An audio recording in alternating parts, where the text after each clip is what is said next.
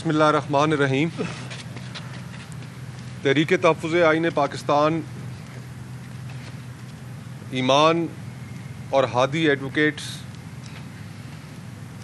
की हिरासत, उनको सज़ा देने के अमल को उनके आइनी हकूक़, तमाम पाकिस्तानियों के आइनी हकूक़ ख़ुसूसन fair trial, freedom of expression, इजहार आज़ादी राय पर एक कारी ज़र्ब करार देती है।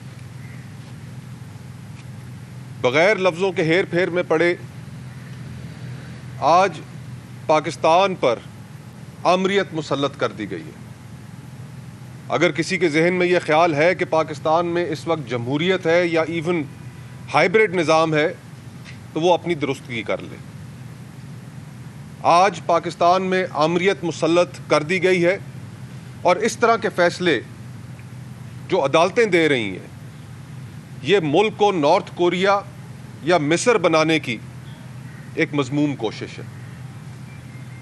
लेकिन जो इस मुल्क को नॉर्थ कोरिया या मिस्र बनाना चाहते हैं, उनके लिए ये कहना चाहते हैं कि बरे-सग़ीर और पाकिस्तान की ख़ुसूसन तारीख़ मुज़ाहमत के हवाले से, जमहूरी हकूक़ के जिद्दोजहद के हवाले से एक ताबनाक तारीख़ है।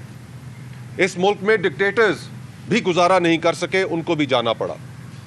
और आज जो निज़ाम पाकिस्तान की अवाम के मंशा के ख़िलाफ़ 8 फरवरी के चोरी शुदा इलेक्शंस के बाद जो मुसल्लत किया गया था, उसकी हकीकत आपके सामने है। वो हकीकत सिर्फ यही है कि इस मुल्क में कोई तनकीदी आवाज़ बाकी ना रहे।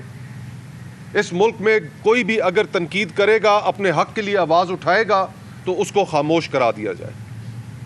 हमारे लिए ये सूरत हाल नाकाबिल कबूल है। हम तहरीक तहफ़्फ़ुज़ आईन पाकिस्तान, उसमें मौजूद तमाम सियासी जमातें, हम सब इस बात का आदा करते हैं कि 8 फरवरी को जिस दिन इस मुल्क के लोगों से उनके हकूक़ छीने गए, हुक्मरान चुनने का इख्तियार छीना गया, उस रोज़ हम अपना भरपूर एहतजाज भी रिकॉर्ड कराएंगे।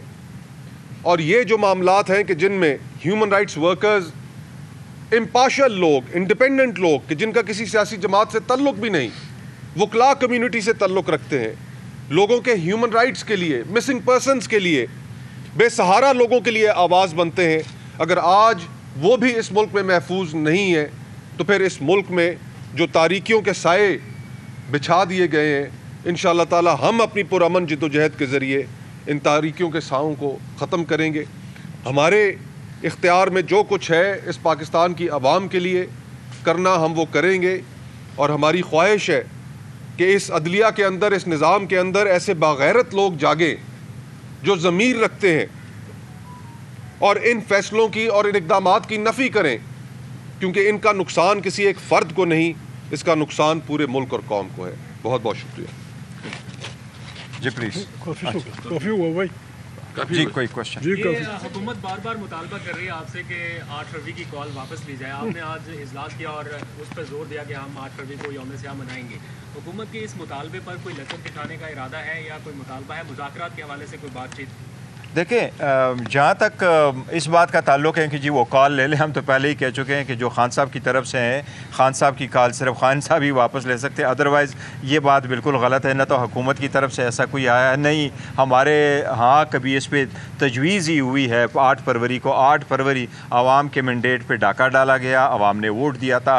वो कि एक जगह पर नहीं, पूरे पाकिस्तान में वो किसी भी जगह को आप उठा लें, हमारे वोट पर डाका डाला गया है। और 8 फरवरी को पुरअमन तौर पर किसी हमारी सब लोगों से रिक्वेस्ट है कि ये आपके वोट का राइट है। इस वोट के ख़िलाफ़ आप सारी दुकानें बंद रखें, आप व्हील जैम कर लें और अपने एहतजाज का रिकॉर्ड कर लें। उसमें there is no second thought about it. Barrister साहब, ये बताइएगा कि मौलाना फजलुर रहमान ने भी 8 फरवरी को यौम सियाह का ऐलान किया है, क्या उनके साथ कोई बातचीत चल रही है? उनके साथ मिलकर कोई 8 फरवरी को? नहीं, 8 फरवरी को उनके साथ हमारा कोई ऐसी बात नहीं हुई है कि वो 8 फरवरी को करें। लेकिन बहुत अच्छी बात है अगर वो कर रहे हैं। वो भी यही कह रहे हैं कि 8 फरवरी पे जो उसका है आवाम का मैंडेट है वो चोरी हुआ है। हम तो यही कह रहे हैं जहाँ भी मैंडेट चोरी हुआ वहाँ एहतजाज कर लें।